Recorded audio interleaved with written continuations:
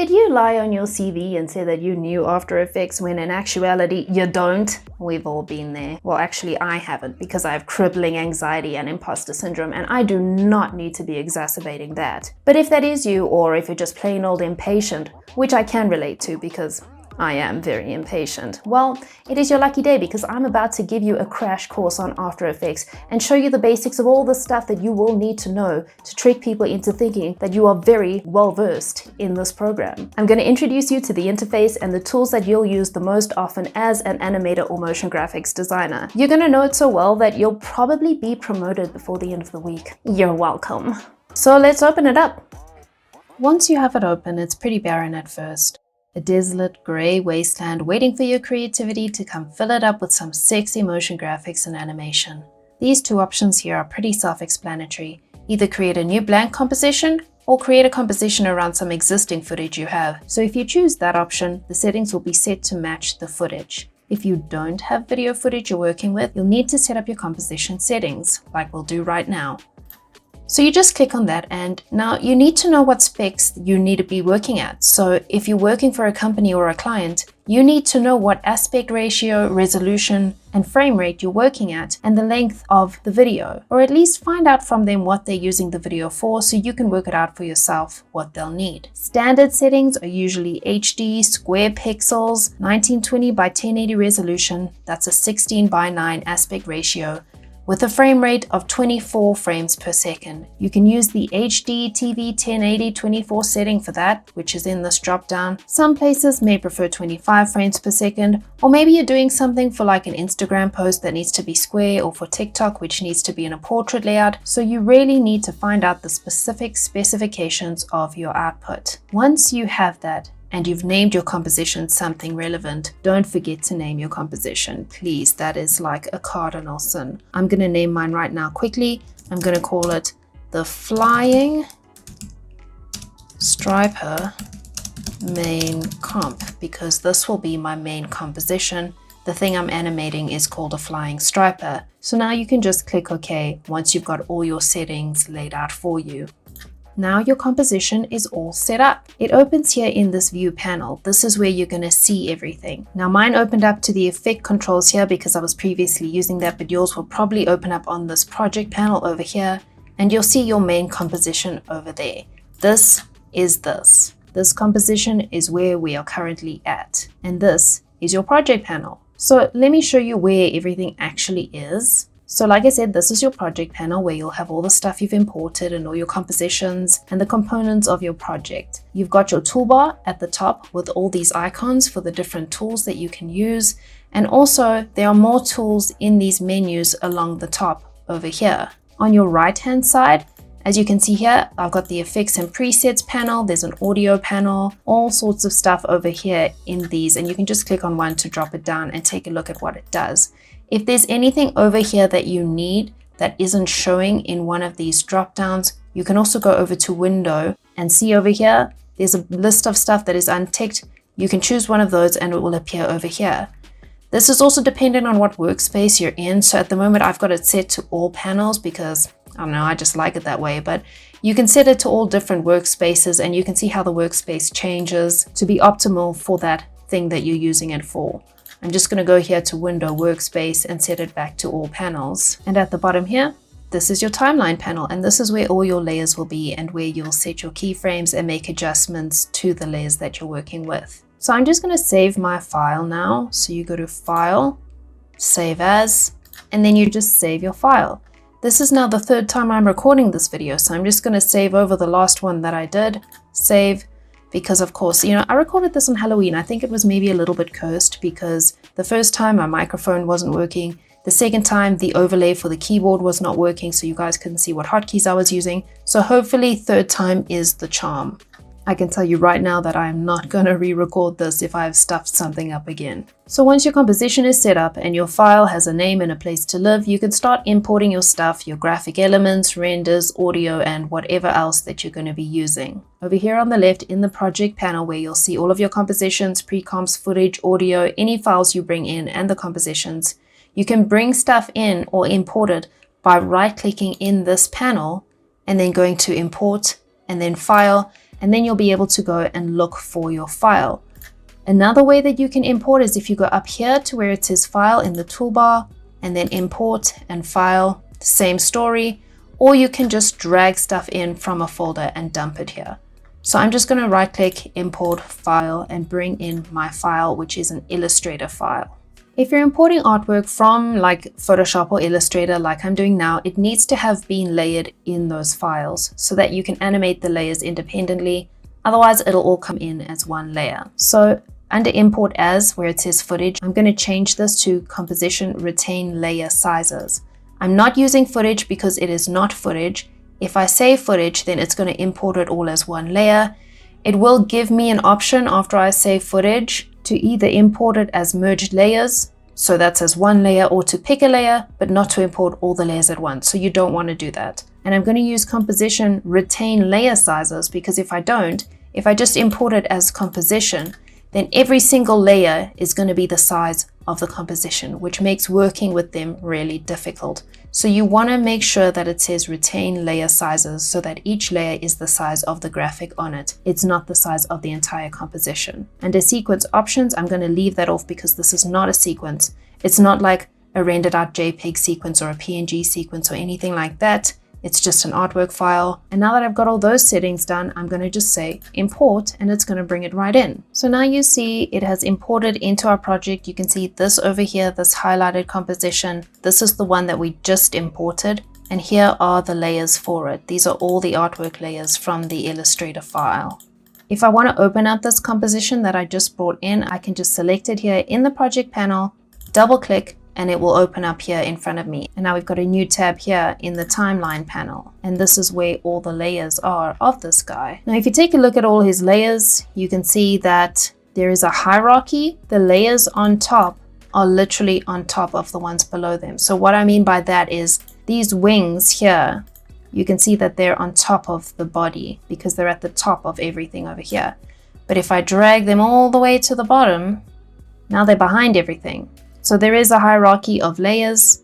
The layers that are on top are literally on top. You're going to see them first and above all the other layers. So let's go back to this project panel over here where these things imported. Now you see what I mean by this is where everything you've brought into your project gets stored. A lot of the time this is going to be just full of stuff that you've brought into your file. You should always keep this project panel neat and tidy and organized to trick people into thinking you're a grown-up professional who's got their shit together if they ever look in your file or need to work with it. Also because it'll just make your life way easier. So what you can do firstly is name your compositions properly, and also you can create little folders that you can put things in. So all your audio stuff can go into an audio folder, or your pre-compositions can go into a pre-comps folder. And the way you can do that is make sure you're in the project panel with your mouse, right click and say new folder, and you can make a new folder. So I'm going to call this Precomps because I'm going to put all the Precomps in here. There's going to be a few. And I'm also going to make one called Artwork. I'm going to show you another way that you can make folders is just by going here to this icon, create a new folder, and I'm going to call that Artwork. And I'm going to put all these layers, these artwork layers, into there. So now if I happen to bring in any other Photoshop files or Illustrator files or anything like that, I would put them into this Artwork folder. And any Precomps I make are going to go into this Precomps folder. Now, speaking of Precomps, what I'm going to do is bring this composition down into this main composition. So I just grab it and I drag it down into the composition. And now I've got this comp inside this comp. And now, because I put a composition inside another composition, that's a nested composition, otherwise known as a precomposition. So I'm going to bring this guy into the Precomps folder because now it's a precomp. It's a composition within a composition. The reason I'm doing this is because it does have quite a few layers making him up. And if I put them into this main composition, along with the background animation and text animation and anything else I might do in this composition, it's going to get really, really messy and overwhelming to have that many layers in this composition. As a general rule, if you have a character or a creature or any sort of graphic that has a lot of components that go with it, it's often a good idea to have it within its own nested composition or pre-composition, just to keep your main composition as tidy as possible. It's really handy to use pre-comps or nested comps where it makes sense to keep things tidy, and also it makes it a lot easier to make changes and adjustments a lot of the time. And you can reuse the same composition in a number of other compositions. So the timeline, like I said before, is where you'll see all your layers, just like in here, and it's where you're going to be basically making magic, being a boss bitch. You'll be adding your effects, keyframes, moving layers around, whatever, in your timeline panel. And that's what we're going to do now. You can move and scale and rotate your layers down here in the timeline panel by making sure it's selected and just hitting this little drop down over here, and you've got all your transform properties. You can also, I'm going to deselect it now just by clicking randomly outside of this work area, but you can also select it in here and do stuff with it like that. So either way, you can either select it down here. If there's a lot of stuff in your composition, it can get a little difficult to select stuff in the comp viewing area. So you can either do it here or here. There are also hotkeys that you can obviously use for these properties. So if I collapse that back, if I hit P, I can animate the position. If I hit S, that isolates the scale property. R is for rotation, and T is for opacity. So you can isolate those, and that also makes the workflow a lot quicker if you're just working with one property at a time. So for your graphic to move and be animated, you need to use keyframes. Keyframes tell it where it needs to be at what time in the timeline. So let's do some animating here. So I want to make this guy fly across the screen of my main comp. It's much easier just to animate the pre-comp here in this main composition for that, so that it can move right across the entire screen. Because you see, the pre-composition here is not the same size as this main composition, so it wouldn't make sense to animate it flying across this small part of screen when the main comp has a much wider screen. So I'm gonna go here, make sure the layer is selected, and I'm gonna press P to isolate the position property. And I'm gonna drag this guy right over off the edge of the screen because I want him to fly in from off the edge of the screen. And now to make a keyframe, all I do is I go over here to this little stopwatch looking guy and I just click it. And now I've made my first keyframe, this little blue diamond. It's blue because it's selected right now. If I deselect it, it's gray. So that diamond is a keyframe. And now I'm going to move forward to 1 second on this timeline. I use this timeline indicator to move forward and tell After Effects where I want to make the next keyframe. And I'm just going to grab him and I'm going to move him across the screen. And now it made another keyframe for me automatically. So if I go back to the beginning and I press space bar so that I can see the animation, it's going to cache. That's this little green thing over here, and then it's going to play the animation. So space bar, and he flies across the screen. There you go. Rad, right? You can adjust keyframes and timing just by literally grabbing them and moving them up and down. So if I move it further away, he's going to fly across slower. If I move it closer, he's going to fly across a lot quicker. And that's how keyframes work. It's actually super easy. I'm going to bring it back there so that it's just 1 second as he flies across. So spacebar is to preview your animation, but you can also go over onto the right hand side here over to preview, and you've got little play buttons and stuff here in different settings for playing, like play around the current time, play in the work area, the entire duration, whatever. So you can play around with those settings too and see what suits you. But I prefer to just use spacebar because it's a lot easier and quicker. So sometimes the caching is going to take quite long. Like I said, it's that green bar across the small green line.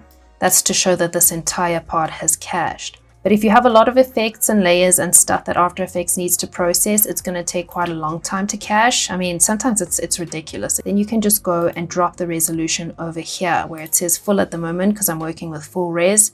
You can just drop it to a half, a third, a quarter, or whatever. And that means that it's a much lower resolution. If you can see here, he's quite blurry and pixelated now because I've dropped it only to a quarter resolution. You can work a lot quicker because there's less pixels and less information for After Effects to process. If you want to delete a keyframe, you just select it, and can you guess? Can you guess what you do? You press delete. And there it goes. There goes your keyframe. But I didn't actually want to delete that, so I'm just going to say Control Z, which is the standard undo for most programs. And there we go, we have it back. So we've got him zooming across the screen now. Yeah, cool, it's whatever, it's fine. But his timing is super linear, like he just goes across all at the same timing. And how you can actually see timing is these little dots on this path, this animation path. Each of these is basically a keyframe and they are very evenly spaced at the moment. There's no difference in timing. So what we want to do now to make it look a little bit better is to select both these keyframes and put some easy ease on them. This means he starts the movement out slower and then speeds up a bit and then ends it a bit slower. So he eases in and then he eases out of the movement, and that just makes the animation look a lot better and more natural. You can either press F9 or you can right click, say keyframe assistant, and say easy ease, and now it's added some easy ease there. And if you can see here, the dots on this animation path, they've gotten a lot closer together there at the beginning, then they spread out over here as the animation gets quicker, and then it eases back in as it comes to a stop and they get closer together over there. So that's how you can see that the easy ease has worked, because you see that the timing now has changed a bit. I'm actually going to turn this back up to full res and let's play it through now. Spacebar to play. So he sort of comes in a bit slower, then zooms across and then eases out a little bit as he comes to the end. And I think that looks a lot better. You can also change the animation path, the course of the path. So if you want to give it an arc, which is highly suggestible, you can use these handles over here on the path to make a little arc. Arcs are your friend. You should always use arcs in animation. I'm just moving the path down a little bit here. I've got both keyframes selected, so both of them move when I grab and move it around. If I just had one selected, then just that one would move, but because I had both moved, and now I've just moved them down a little bit in the position. So he's flying across and it looks fine. A little bit fast maybe. I'm going to just drag that keyframe out a bit. That's a bit better. But he could really do with some rotation, because, it looks a bit silly the way he's going now with no rotation. So I'm going to go back to the first keyframe because I want the rotation keyframe to align with that one. And I'm going to press R, that's the hotkey, just to isolate rotation. And I'm going to adjust the rotation over here. I can see that it's changing because I can see the outline of the entire layer. And I'm going to make a keyframe over there. Then I'm going to press U with the layer selected so that I can see the keyframes on the other properties that have already been keyframed, which is just position for now. And I'm going to press K to jump to that keyframe. If I wanted to go back to this beginning keyframe, I would press J. So J is to go to the keyframe before, K is to go to the next keyframe on the timeline, and I'm going to change the rotation now to be downwards. And if I go back and play that, I think that looks a lot better, a lot more convincing. Let's put some easy ease on these. Just select them, right click, keyframe assistant, easy ease. So what I want to do now is to cheat some perspective a little bit. So I'm going to have him start out big, and then to make it look like he's flying a little bit away from the camera, like into the distance, he's going to scale down a bit and decrease a bit in opacity. So I'm going to go back to the beginning again, press S so that I've got the scale property. I'm going to make a keyframe because I want him to start big, so 100% scale is fine. I'm going to press U to bring up all the keyframed properties, which is position and rotation. And I'm going to press K to hop to the last keyframes. And then I'm going to bring the scale down a little bit over here. Quite a lot actually, not a little bit. So now he scales down as he flies. I think we should put some easy ease on that too.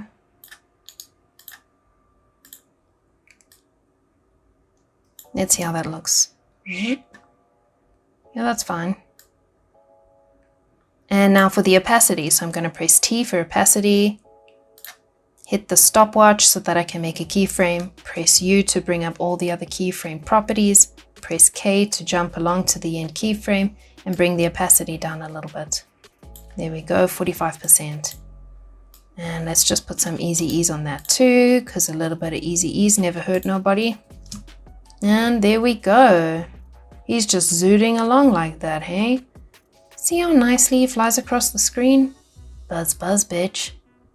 Oh, we can actually add that as some text. That'll be pretty cool, right? That could be a band name or something. Okay, so the way you add text is that you just go up here to Layer, New, and then Text. And you see there's an empty text layer that has now appeared here in the timeline panel. And there's a little cursor there so that you can type in your text.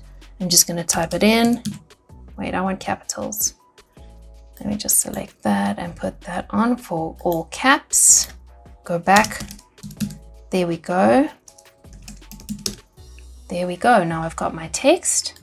Okay, but it's colliding a little bit with that guy. So I'm going to bring it down a little bit. Just hit P for the position keyframe, bring it down, I'm not going to hit the stopwatch because I don't want to keyframe the position. I just want to move it down a bit. Now, I don't know if it's really center aligned. So what I can do here is go over to align on this right-hand panel over here, click it to drop it down. And you need to make sure you've got align layers to and that it says composition and not anything else, because you want it to be aligned to the entire composition. Then I'm going to go to these two little blocks that are directly underneath each other, and that's going to align it horizontally on the composition. So if I press that, you see it jumps to the middle. And now that I know that it's perfectly aligned to the middle of the comp. So I've got this text now, which is fine, but I'm sure you want to know how to add some animation to some text like this. So what I'm going to do is I'm going to show you two different ways that you can animate text. Obviously, there's like a million different ways you can animate text, but I'm going to show you one with a preset and a cool way that you can do it manually with a track mat. So making sure this layer is selected, I'm going to say Control-D to duplicate it. So now I've got two copies of the same layer, and I'm going to turn off the visibility of this bottom one, which is just this little eyeball looking icon. Turn that off. Now you're like, we can't even see if you've turned it off or not because there was two of the same one. So to show you here, see, that is the visibility. So now I've got this bottom one off. I'm just going to work with this top one for now, which is going to be the buzz. I'm going to put a mask over it so that it cuts out the bottom word. So I'm going to go over here to rectangle tool, click on that, and I'm going to drag a rectangle out over that. And you see now it's cut out the bottom part of that text. It's made a mask over it. So everything within that triangle now is visible. The way masks work is that there are other settings you can use. So if you've got like 3 or 4 masks on one layer, you can have one subtracting from another, one intersecting. There's a bunch of different things you can do. And you can also invert it so that, you know, the inverse happens. But I'm going to leave it on what it is for now. So I'm going to put an animation preset onto this. I'm going to go over here to the right hand side where it says effects and presets. I'm going to go to animation presets and then text, this drop down over here. Super convenient. It has a whole section just for text. I'm going to use animate in because I'm going to have the words animate in, not animating out. And I'm going to just choose a simple one, fade up words, to have each word fade up. So I literally just grab it, drag it over and drop it on the layer. And now I've got my words animating on like that, just fading on nicely. So if you wanted to adjust the keyframes like this while they look like this, you're not going to have much luck. What you need to do is just press U to make sure you get the keyframes on that layer. And now you see that they're diamonds, they're easy to move. And you can adjust them just like you would any other keyframes, just moving them along the timeline like that. So using presets is that easy. Obviously some are a little bit more complicated, but the basic ones are very quick and easy to use. Now for the second one, the bottom word, yes, it's bitch. I'm going to put a mask around this as well to cut out the buzz because if I turn this off now, you see it's still got the buzz on it. So I'm just going to go back to rectangle tool, get it, draw it out over the bottom word. So I just have that showing. And now if I turn this top layer on again, you see that top one just says buzz and the bottom one just says bitch. So now how I want this to animate on is to sort of drop down from behind buzz. So I'm going to move this timeline indicator over a little bit. I'm going to make a keyframe for the position because I want it to stop exactly where it is right now. So let's just keyframe that position so we can keep it. Then I'm going to bring the timeline back to here.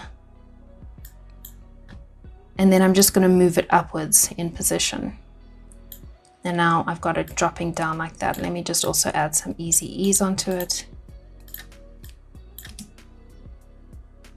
Okay, so yeah, it looks really gross and messy right now, obviously. So I'm going to use a track mat to cut it out when it's at this phase of the animation so that it can come cleanly from behind and it's not interfering with the other text. The reason I'm going to use a track mat is because as you can see right now, while this is animating, the mask is moving with it because the mask is on the layer. So if you change the position of the layer, the mask is going to move with it. With the track mat, it's an independent layer. So you can animate stuff around it and behind it without that independent track mat layer moving at all. It can stay exactly where you've left it. So a track mat is like a mask, but it's a little more versatile because you can use other layers as track mats. And the other cool thing about track mats is that you can use almost anything as a mat layer. So you could use text, you can use footage, you can use pictures or any other graphics basically, or you can use a solid with a mask on it, which is what I'm going to do now.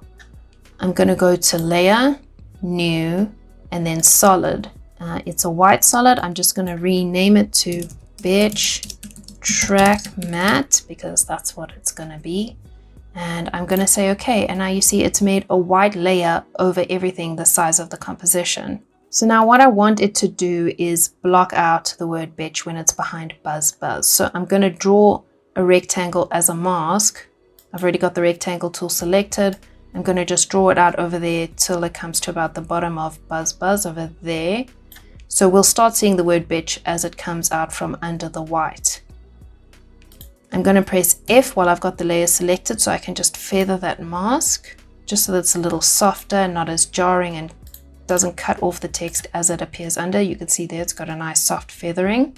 And now you see the word bitch goes behind the white layer, but obviously we don't want to actually see the white layer. So I'm going to select the text layer, the layer that I want to be masked out, basically, that I want the track matte layer to work on. And I'm going to go over here where it says under track matte, under the track matte column. Now, if you don't see this, don't panic. You might just need to toggle your switches or your modes, which is down here. Just press that button and it will change. So I'm going to go over here under my track matte column where it says none. And I'm going to change it to alpha inverted matte. And now you see it disappears, that layer turns off, but that's a good thing because now it's invisible. If I turn on my transparency grid, you can see now it's completely invisible. All that stuff with the blocks on, that is alpha, that's transparent. The reason that it's the alpha options is because they use the alpha layer, which has transparent parts. So the white part of my track matte layer is solid, that top half, that's solid white. And then the bottom, because I used a mask, is transparent. So it's using that information from the alpha as a mask. These luma matte options, these use the luminance of the layer. So if you have a solid layer and some parts are white and some parts are black, that information will be used to mask the layer beneath it. So either all the black parts will show the graphic beneath it or all the white parts will show the graphic beneath it. So now I've got my little guy flying. I've got my text animating on. Yeah, that's cute, man. That's pretty cool. Now I actually want to pre-comp the text layers because, you know, what if I want to use them in a different composition, exactly as they are, just in a different composition with some different elements. So I'm going to select them. I'm going to collapse them by pressing U. U will either, if you press it, will show you all the keyframes on a layer, or it will collapse the layer. So now I've got all three of these layers selected. Make sure that the track matte is selected with them because it's linked to the layers. You have to take the track matte with the layers that they're affecting. And now I'm going to go Control-Shift-C to make a pre-composition of those layers. You can also, if you have them selected, just have your mouse on them and then right-click and go Pre-Compose, and that will do the same thing and you can make a pre-comp. I'm just going to call this text. Remember to name your stuff. I'm going to keep it on move all attributes into the new composition because I want all these layers to go into that composition, and I'm going to say okay. And now you see they've collapsed into their own composition. It's basically one layer now. If I double click on that, it's going to open it up and there's my text with its layers again. So if I go back into this main comp again, you see now the text is this one layer. And if I want to put this text now on something else in a different composition, say for instance, I want to put it over some footage. I'm going to import some footage here, right click, import, then file, and then bring in some footage. I'm going to just grab this footage that I just imported and drag it down here to the sort of film icon over here. That's for a new composition. And it's going to make a composition from that footage with all those footage settings. So that includes like the resolution and the size and the frame rate and everything. So now if I look in the project panel, you see it made a composition of those lights. I've also got the footage of the lights, which I should put into a footage folder. Let's just do that. So that'll go into there. Lights is a main comp, so I'll leave it out. Text is a pre-comp. I'm going to drag it into the pre-comps folder. And now I can bring the text into this composition. There we go. Now I've got the text here, and you can see it's exactly the same as it was. It's just over a new background. I'm going to scale it up a little bit because this composition's a lot bigger. This footage was probably 4K, I think, maybe. I don't know. And I'm just going to bring it up a little bit. There we go with the position. And now, like, let's be real, this purple on this gold is not it. It is not a vibe. I'm going to change this. So I've got my layer selected. I'm going to go over to Effect, and I'm going to go to Color Correction. And then I'm going to choose Hue Saturation because I want to change the hue of this. I don't like it. But I don't want to change it in the original composition, which is why I'm putting the effect onto the pre-comp. and not in the original composition, which is this composition. If I changed it in here, it would change it in here as well, which I don't want to happen. I only want it to change in here. So I'm going to put the effect on the precomp in this composition. I'm going to go to master hue over here and just change the dial till I'm happy. There we go. And now I've changed the color. It's this nice sort of goldeny yellow, but if I look here, it's still the same old perp. Still the same old perp. And that's why precompositions or nested compositions can be super dope, because you can reuse the same thing in a number of different ways and a number of different compositions. Now, I'm sure you want to know how to render, so let's render this composition for you. So make sure that you're in the composition that you want to render, and you can go to Composition, Add to Render Queue, and it will add it to the render queue over there for you. Or you can just be in the composition and press Ctrl M, and that will also add it to the render queue. The cool thing about the render queue is that it literally will queue the comps you want to render. So you could go and queue a bunch of compositions and then render them all at once. But we don't have a bunch to render right now, so we'll just do this one. Best settings, I'm just going to leave it at that because it's the best. Say OK. Under lossless, I am going to change this. I'm going to change AVI to QuickTime because it's just better quality. You can see I've already got it set to Apple ProRes 444. That's what I use. There are a bunch of other options over here. Animation is also pretty good, and all these Apple ProRes are pretty okay. So you just need to test or find out what's the best thing for your usage. You can also change in the format. You can do a JPEG sequence or a PNG sequence or just an MP3, whatever. So you just need to explore and see what works for you. But I personally pretty much always use QuickTime with Apple ProRes 4444. Under video output with the channels, I'm going to keep it to RGB for this, but if you want to render something that has an alpha channel, so for instance, if you're going to render, a logo sting that's going to be overlaid onto some other footage by an editor, or transitions or anything like that that has an alpha channel or a part that needs to be transparent, then you can render it with RGB plus alpha, but that is extra information, so don't use it unless you really need to. So I'm just going to keep it on RGB and I'm going to say okay. Where it says output to, that's pretty obvious. You're just going to output it to a folder. So I'm going to say V2. There we go, because this is like, you can see it's literally the third version. This is the third time I'm doing this video because I kept messing it up. And now we've set an output path for this guy. We've set the render settings. So we're just going to go and say render. The sound of victory. So let's watch our render and see how it turned out. There we go. Buzz, buzz, bitches. So now we have our little guy animating across the screen, and we have some animation on our text from using a preset, as well as animating ourselves. We've used the position, rotation, scale, and opacity keyframes, learned easy ease, what precompositions and compositions are, how to mask and how to use track mats, how to apply effects and use the effect controls, as well as render.